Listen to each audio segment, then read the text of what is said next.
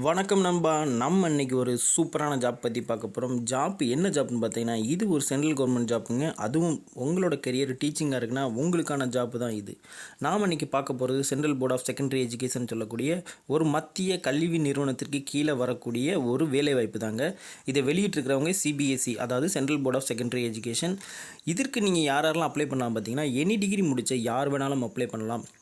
Only one reason, நீங்கள் அந்த exam pass பண்ணால் போதும் உங்களுக்கான சொலையான சம்பளம் 56,100லேருந்து 1,77,000 வரைக்கும் நீங்கள் முதல் மாதத்துலேருந்தே பெறலாம். அவ்வளோ ஒரு ஒர்த்தான ஜாப்பு. ஆனால் நம்ம தமிழ் மக்களுக்கு தெரியாத, ரொம்ப காம்படிஷனே இல்லாத ஒரு மத்திய ஜாப்பை பற்றி நான் பேச போகிறேன். ரொம்பவே காம்படிஷன் கம்மியாக, டஃப்னஸ் கம்மியாக இருக்கக்கூடிய இந்த எக்ஸாமை நீங்கள் மறக்காமல் கண்டிப்பாக அட்டன் பண்ணணும். ஆனால் நம்ம தமிழ் மக்கள் சைட்லேருந்து இதற்கான வரவேற்பு கம்மியாக இருக்குது. ஏன்னா ஹிந்திங்கிற ஒன்று இருக்குதுன்னு சொல்லியிருக்கிறாங்க. ஆனால் அந்த ஹிந்தியை எப்படி ஓவர்டேக் பண்ணலாம், இங்கிலீஷில் நீங்கள் எப்படி அடித்து தூக்கலாம் அப்படிங்கிறத நான் வீடியோவில் ஃபுல்லாக A to Z சொல்லியிருக்கிறேன். கண்டிப்பாக வீடியோ மறக்காமல் பாருங்கள்.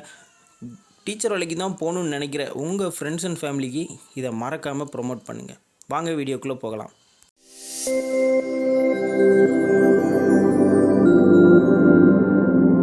நண்பா, இதுதான் நம்ம அப்ளை பண்ணக்கூடிய அஃபிஷியல் வெப்சைட்டு. யார் வெளியிட்டிருக்கான்னு பார்த்தீங்கன்னா, central board of secondary education.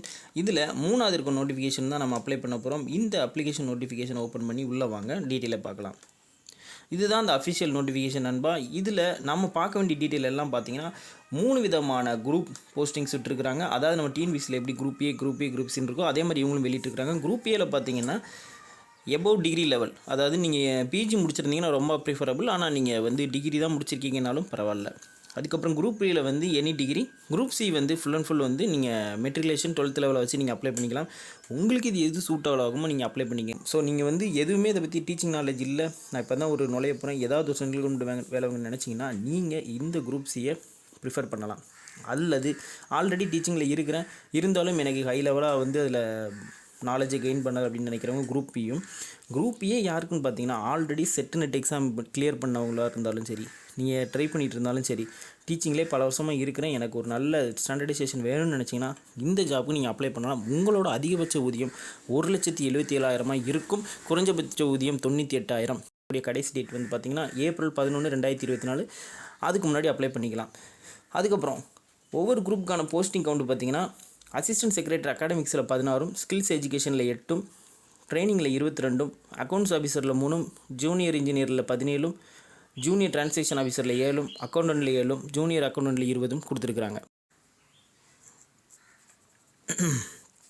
அதுக்கப்புறம் ஃப்ரெண்ட்ஸ், முக்கியமான விஷயம் பார்த்தீங்கன்னா, என்னென்ன போஸ்டிங்கு என்னென்ன டிகிரி முடிச்சிருக்கலான்னு பார்ப்போம். First assistant secretariat. அதுக்கு bachelor degree from any recognised university. அதாவது நீங்கள் என்ன டிகிரி முடிச்சிருந்தாலும் சரி, நீங்கள் இன்ஜினியரிங்கே முடிச்சிருந்தாலும் சரி, நீங்கள் எலிஜிபிள் தான். அதுக்கப்புறம் பார்த்தீங்கன்னா, அசிஸ்டன்ட் செக்ரட்டரி அகாடமிக்ஸுக்கு என்ன கேட்குறாங்கன்னா, post graduate degree in related subjects and area from recognised university. இப்போ அகாடமிக்ஸ்னு பார்த்தீங்கன்னா பர்டிகுலர் சப்ஜெக்ட்ஸ் கொடுத்துருக்காங்க, ஃபிசிக்ஸ், கெமிஸ்ட்ரி அந்த மாதிரி கொடுத்துருக்காங்க. நீங்கள் பர்டிகுலர் சப்ஜெக்ட் முடிக்கணும். ஆனால் ஃபஸ்ட்டு போஸ்டிங்கு நீங்கள் என்ன டிகிரி முடிச்சிருந்தாலும் பரவாயில்ல, உங்களோட ஏஜ் லிமிட் 35 கொடுத்துருக்குறாங்க. ஆனால் நீங்கள் ரிசர்வேஷன் பீப்புளாக இருக்கீங்க, SC/STயில் வரீங்க, OBCயில் வரீங்க, இல்லை மிலிட்ரி கேண்டிடேட்டாக இருக்கிறீங்க, விடோ கேண்டிடேட்டாக இருக்கிறீங்க, டிபார்ட்மெண்ட் கேண்டிடேட்டாக இருந்தீங்கன்னா நீங்கள் அப் டு 45-50 ஏஜ் வரைக்கும் அப்ளை பண்ணிக்கலாம். அதில் எந்த வித உடன்பாடும் இல்லை. இதில் நல்லா பார்த்தீங்கன்னா தெரியும், NET, SLET or equivalent doctorate degree முடிச்சிருந்தீங்கன்னா உங்களுக்கு ப்ரிஃபரன்ஸ் ஜாஸ்தி. நான் மறுபடியும் சொல்கிறேன், ப்ரிஃபரன்ஸ் ஜாஸ்தி. அதுதான் முடிக்கணுங்கிறது கட்டாயம் கிடையாது. B.Ed degree from recognised university இதெல்லாம் முடிச்சிருந்தீங்கன்னா உங்களுக்கு வெயிட்டேஜ் இருக்கும். ஆனால் நீங்கள் எக்ஸாம் கிளியர் பண்ணுற மார்க்கை பொறுத்து தான் உங்களுக்கான வேலை இருக்குது. டிசைரபிள் பார்த்தீங்கன்னா M மட்டும் முடிச்சிருக்கலாம், MPhil ஆர் ஈக்குவலன்ட். இதுவும் கண்டிஷன் கிடையாதுங்க. நீங்கள் முடிச்சிருந்தீங்கன்னா ஆடட் அட்வான்டேஜ் தான். ஆவரேஜ் 30 கொடுத்துருக்குறாங்க. அதேமாதிரி ஸ்கில்ஸ் எஜுகேஷன் பார்த்தீங்கன்னா, போஸ்ட் கிராஜுவேட் நீங்கள் எதாவது முடிச்சிருக்கணும். அது கீழோட டிசைரபிள் எல்லாமே நீங்கள் ஒரு வாஸ்து பார்த்துக்குங்க. உங்களுக்கு தேவைப்பட்டால் நீங்கள் அந்த டிகிரி வச்சுருக்கீங்கன்னா மென்ஷன் பண்ணிக்கலாம்.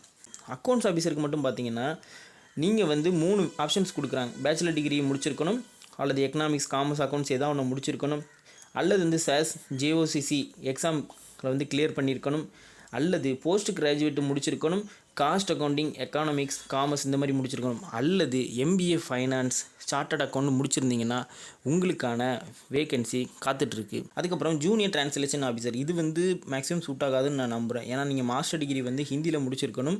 நீங்கள் அந்த மாதிரி முடிச்சிருந்தீங்கன்னா கண்டிப்பாக அப்ளை பண்ணுங்கள். இதிலே ஒரு 4-5 டேர்ம்ஸ் அண்ட் கண்டிஷன் கொடுத்துருக்காங்க. நீங்கள் ஏதாவது ஒன்று கிளியர் பண்ணியிருந்தால் ஓகே தான். ஜூனியர் அக்கௌண்டன்ட் ஒன்று இருக்குங்க. இது நான் 12th தான் முடிச்சிருக்கேன், எனக்கு என்ன பண்ணணுன்னே தெரியலன்னு நினைக்கிறவங்க, நீங்கள் அக்கௌண்ட்ஸ், காமர்ஸ், எக்கனாமிக்ஸ் பேக்ரவுண்டாக இருக்கிறீங்க, ஃபினான்ஸ் பேக்ரவுண்டில் பேச்சுலர் அட்மினிஸ்ட்ரேஷனில் பிஸ்னஸ் அட்மினிஸ்ட்ரேஷன் இருக்கிறீங்க அப்படின்னா நீங்கள் இதுக்கு கண்டிப்பாக அப்ளை பண்ணலாம். ஒரே ஒரு ஸ்கில் டெஸ்ட் மட்டும் இருக்கும். உங்களோட டைப்பிங் ஸ்பீடு வந்து 35 வேர்ட் பர் மினிட்டுக்கு இருக்கணும். ஆனால் ஒரே ஒரு டிஸ்அட்வான்டேஜ் என்னென்னா நீங்கள் ஹிந்திலையும் டைப் பண்ண தெரிஞ்சிருக்கணும். இந்த மாதிரி ஆப்ஷன் இருந்துச்சுன்னா உங்களுக்கு இந்த வேலை சூட்டபிளாகும், நீங்கள் தாராளமாக அப்ளை பண்ணலாம். அடுத்து பார்த்தீங்கன்னா ஏஜ் வந்து SC/STக்கு 5 வருஷம் ரிலாக்ஸேஷனும், ஓபிசிக்கு 3 வருஷமும், பிடபிள்யூடிக்கு கேண்டிடேட்டுக்கு வந்து 10, அதிலே பிடபிள்யூடியில் ஓபிசியில் வந்தீங்கன்னா 13, பிடபிள்யூடியில் SC/STயில் வந்தீங்கன்னா 15, இப்படின்னு சொல்லிட்டு பார்த்தீங்கன்னா எக்கச்சக்கமான ஏஜ் ரிலாக்ஸேஷன் கொடுத்துருக்காங்க. அதுக்கப்புறம் பார்த்தீங்கன்னா எக்ஸாமினேஷன் ஃபீ, இதுதான் எனக்கு ரொம்ப வருத்தமான விஷயமா இருந்துச்சு. ஏன்னா 1500 ரூபீஸ் போட்டிருக்கிறாங்க. யாருக்குன்னு பார்த்தீங்கன்னா group A posting. Group B and C last உள்ள 2 போஸ்டிங் பார்த்தீங்கன்னா 800 ரூபா போட்டிருக்காங்க. இது வந்து காமன் தான். ஆனால் இதிலே ஒரு நல்ல விஷயம் என்னென்னா SC/ST, பிடபிள்யூடி, எக்ஸ்-சர்வீஸ்மேன், உமனுக்கு வந்து அவங்களுக்கு வந்து ஃபீஸ் கிடையாது. அதுக்கப்புறம் சப்ஜெக்ட்ஸ் உங்களுக்கு சிலபஸை நான் காட்டுறேங்க. நீங்கள் வந்து அசிஸ்டன்ட் செக்ரட்டரி அட்மின் கேட்டருக்கு அப்ளை பண்ணுறதா இருந்தால் 150 மார்க்கு, 150 கொஸ்டினுக்கு 300 மார்க்கு. நெகட்டிவ் மார்க் இருக்கான்னு கேட்டிங்கன்னா கண்டிப்பாக இருக்குது. இது வந்து 2 விதமாக இந்த எக்ஸாமை கண்டக்ட் பண்ணுறாங்க.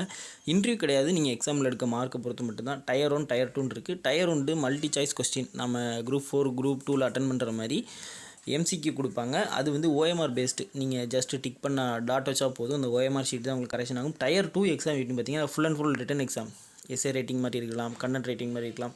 ஃபுல்லாக நீங்கள் வந்து ஃப்ரீ ஹேண்ட் ரைட்டிங்கில் எழுதுகிற மாதிரி இருக்கும், நம்ம ஆர்டினரி எக்ஸாம் மாதிரி இருக்கும். அதுக்கப்புறம் பார்த்தீங்கன்னா இது நீங்கள் கேட்ட டவுட் என்னென்னா ஹிந்தி படித்தா தான் முடியுமானா கண்டிப்பாக கிடையாது. அவங்க ப்ராப்பராக மென்ஷன் பண்ணியிருக்கிறாங்க. ஹிந்தி/இங்கிலீஷ் தான். நீங்கள் ஹிந்தி சூஸ் பண்ணாலும் கொஸ்டின் பேப்பரில் ஹிந்தி எடுத்துக்கலாம், இங்கிலீஷ்னாலும் இங்கிலீஷ் எடுத்துக்கலாம்.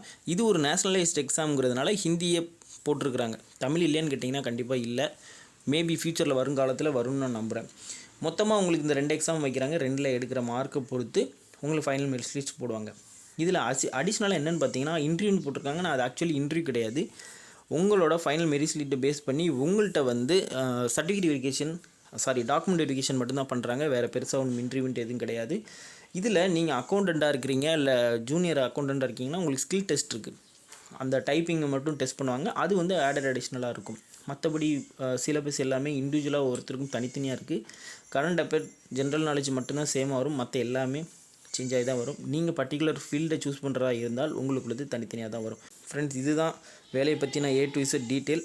நீங்கள் வந்து எனக்கு இந்த மாதிரி ஒரு கவர்மெண்ட் வேலைக்கு போகணும், லோ காம்படிஷன் வேலைக்கு போகணும், ஹை சேலரியாக இருக்கணும், லைஃப் செட்டில் ஆகணும்னு நினச்சிங்கன்னா இந்த வேலை உங்களுக்கான வேலை. இதே மாதிரி உங்கள் ஃப்ரெண்ட்ஸும் இருந்தாங்கன்னா நம்ம வீடியோவை ஷேர் பண்ணி கொடுங்க. வீடியோ பிடிச்சிருந்தால் லைக் அண்ட் கமெண்ட் பண்ணி நம்மளை என்கரேஜ் பண்ணுங்கள். உங்களோட ஒவ்வொரு என்கரேஜ்லேயும் தான் எங்களோட அடுத்த கட்ட வீடியோ அமைஞ்சிருக்கு. நன்றி.